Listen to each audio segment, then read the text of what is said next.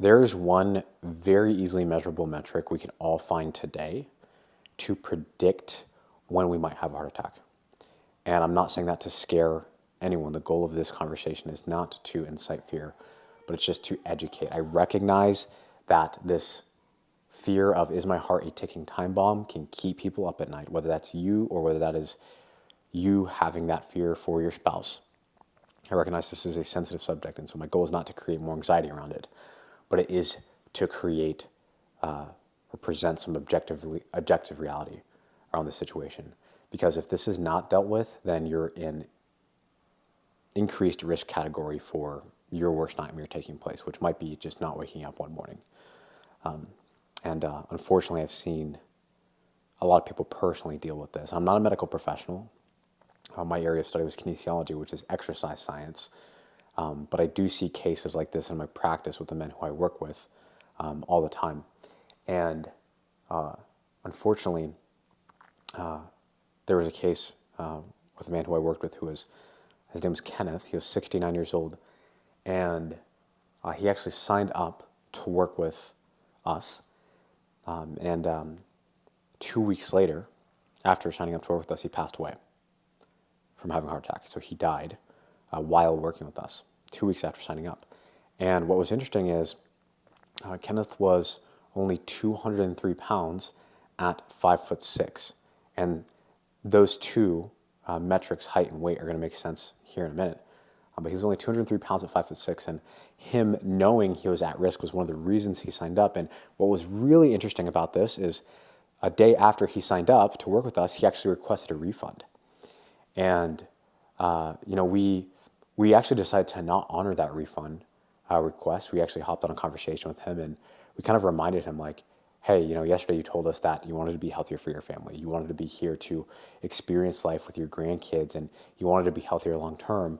We really think you should follow through with this and not back out. And he was playing with that debate in his head of, is it better for me to invest my funds into myself or into some other method of giving? And he was a very generous person. And so we kind of urged him, like, hey, we think you actually should keep these funds invested into yourself, because if you take care of yourself, you have more of a potential to take care of others. And so he agreed, and so he decided to follow through, stayed in the program, and again, 2 weeks later, we found out that he passed away.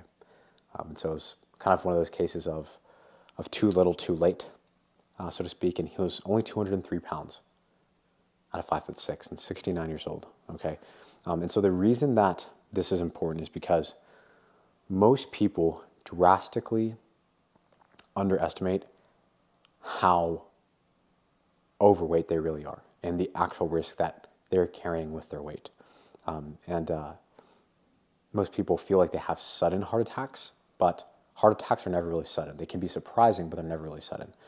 There's a way that you can predict if you're in this risk category simply by identifying your BMI, your body mass index. It's a calculation of your height and weight. And it is the single most trustworthy metric that we have to be able to predict any kind of negative health outcome. And so, for example, Kenneth's BMI at 203 pounds at 5'6" was 32.8.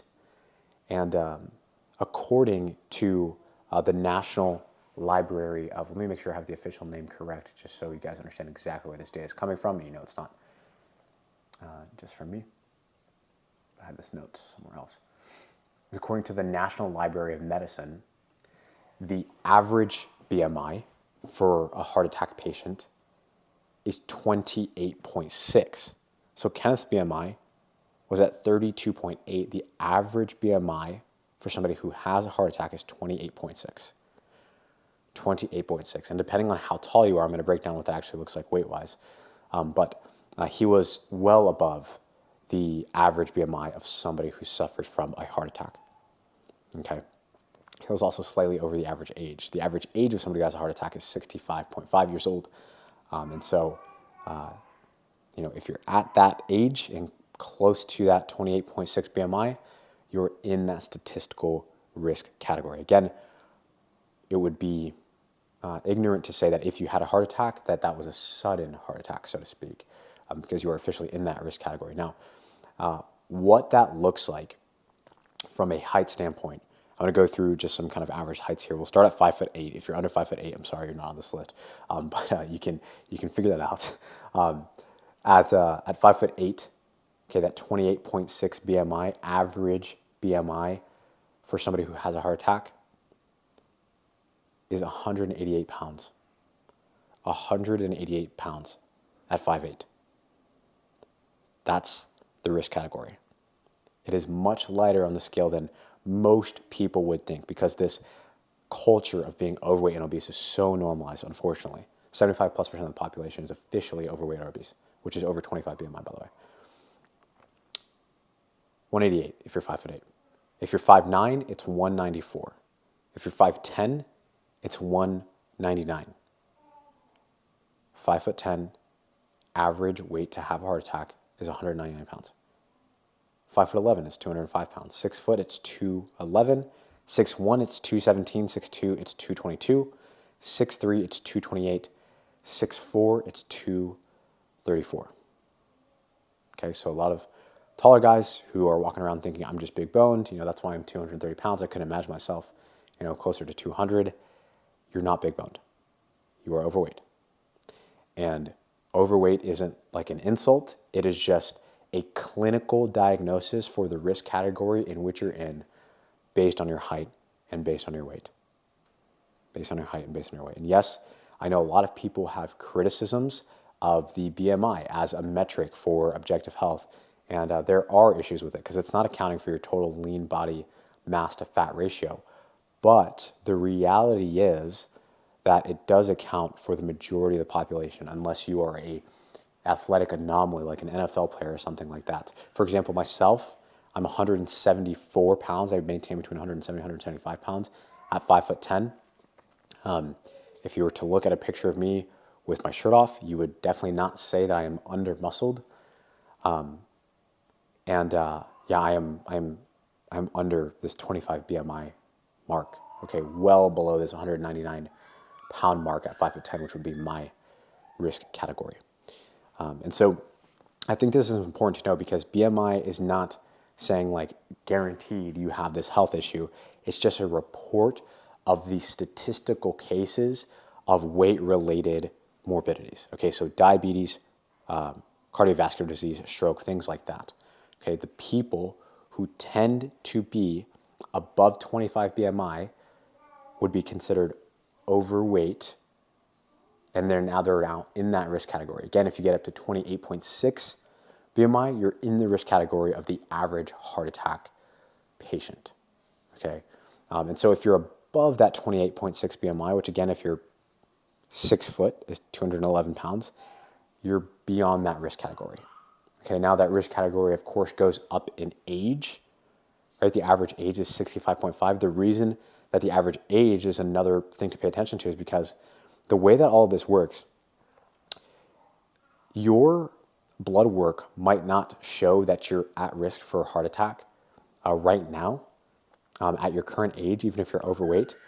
But that's because blood work is a lagging indicator of your overall health. What that means is blood work is going to reflect damage that's already been done to your organ systems.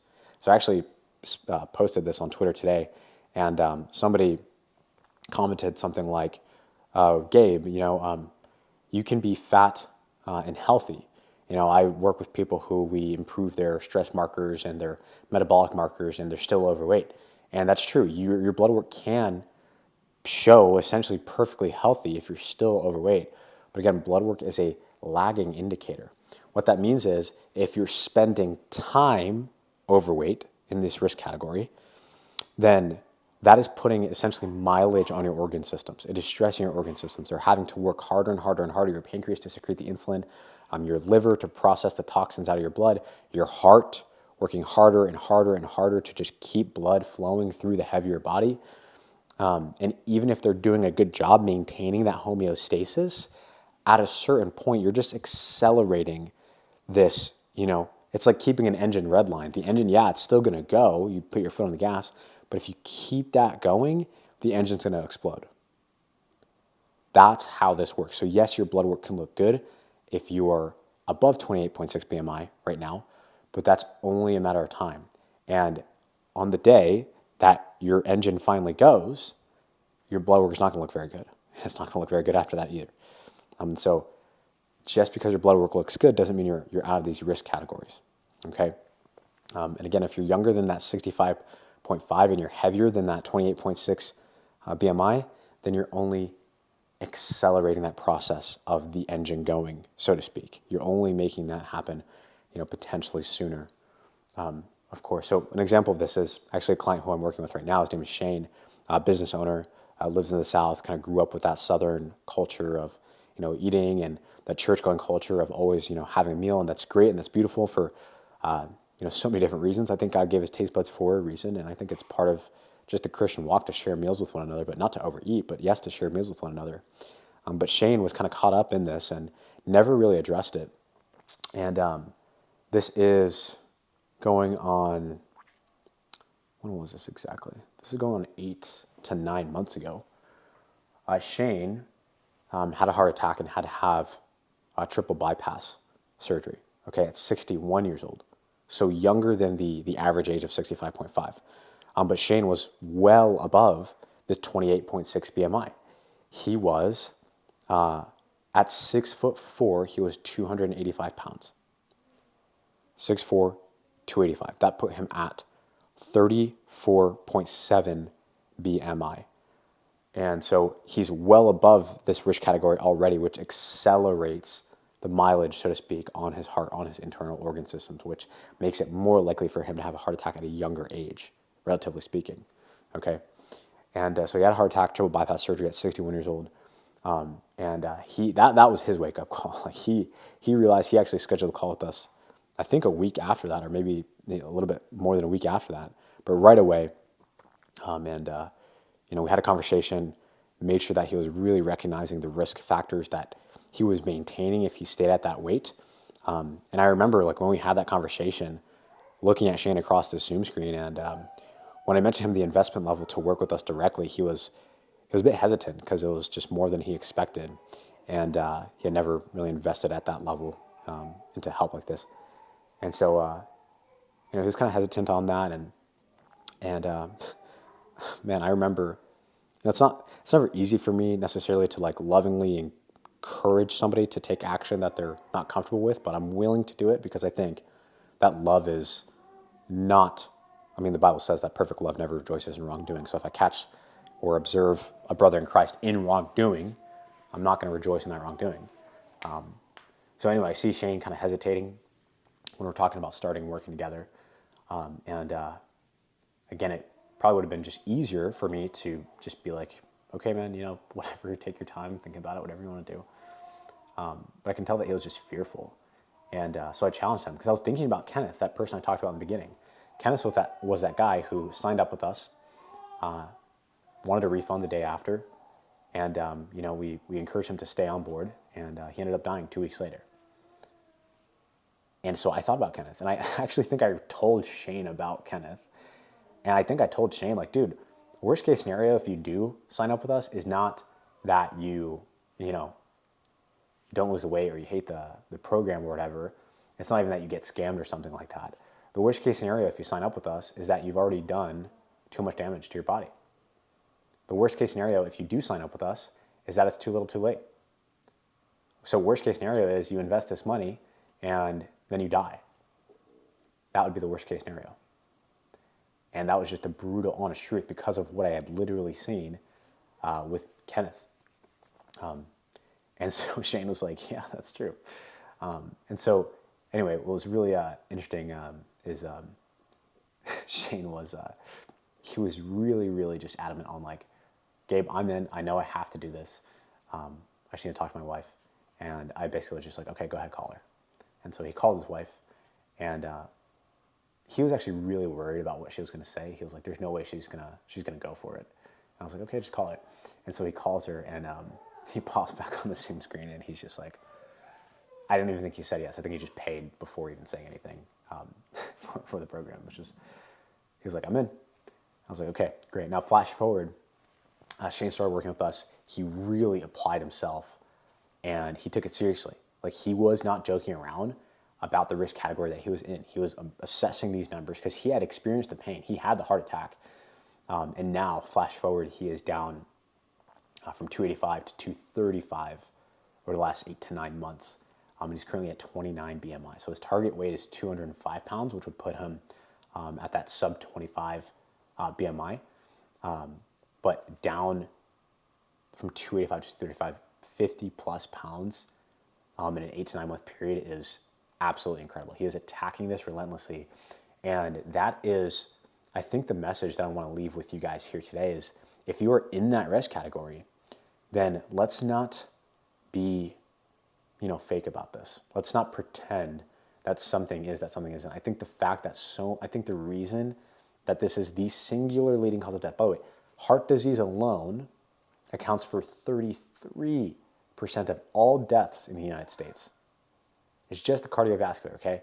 The 41% was the stroke, diabetes, and cardiovascular, all weight related. But 33% alone come from cardiovascular disease, okay, which is directly correlated with this 28.6 BMI number. Okay, remember, 6 foot, that's 211 pounds. And that one cause accounts for a third of the deaths. Now, if you go down the line and the other leading causes of death, you have cancer directly below that, which is 18 to 20%, which is technically considered an unpreventable disease, although there are definitely risk factors that can, make that more likely to take place. For example, my dad, who was also overweight and obese and had diabetes and liver disease, he had liver cancer because his liver was so overworked from having to filter out all these toxins, both from what he was eating and also from the cocktail of pills that he had been on for so long to deal with other issues, that he developed liver cancer, okay? So cancer is number 2, not technically preventable, but definitely things we can do to mitigate that risk. And then the rest of these are there's 80 others that are, these smaller percentage points that make up the other causes of death, including accidental deaths. So heart disease is by far and large, not even close, unequivocally, the leading cause of death in the United States. The main reason people are dying, preventably speaking, is because of this thing right here. Okay? And we can mitigate that. Again, we can't say that I had a sudden heart attack if we're above 28.6 BMI, because it's not sudden. It might be surprising, but it's not sudden. This heart attack has been something you've worked on over the course of decades of life, of stressing your organs. Every single second that you live overweight, your organ systems are being suffocated and overworked by the excess body fat tissue that you carry. So it's not sudden. It is happening right now. If you don't make a change and you do suffer a heart attack in the future, it's because of what is going on inside of your internal organs right now, in this moment, as you're watching this video, okay? So it's not sudden. But the point is that you're likely at a much higher risk than you think, okay? So do yourself a favor, and if I didn't mention your height in this video, your height to weight ratio, look up your BMI right now. You can just go to ChatGPT or Google, and what is my BMI at this height and this weight, and if it's over that 28.6, okay, let's get out of that risk category as soon as we possibly can, and it needs to be done sustainably, so you're not doing this constant yo-yo thing and then just getting out of risk category into risk category, out of risk category into risk category, which is why I recommend more sustainable approaches, not something like Ozempic that's just going to backfire once you're either numb to the dosage or you have to get off of it, and then you have your eating habits that you haven't dealt with, which are more of an internal issue, and then the weight just comes back on, and now you're just older, and now it's just been longer, and the weight comes back on, and you've got to lose it again, and then you have this fear of if you even can lose it again, and this whole thing, right? Do it sustainably, but start working on it now. Okay, that is the message. And again, this is not to create any kind of fear. It is not to create any kind of further anxiety. It's just to assess objective reality. I think that is a part of the Christian ethic. It's assessing objective reality. Jesus calls us to count the cost if we, are looking to build a tower. And the verse that directly follows that is Jesus saying, count the cost, basically so that you don't look like a fool if you've wrongly assessed the resources that you're dealing with. And so if you're wrongly assessing this resource, which is the most valuable resource that we have that God's given us to carry out our missions here on earth.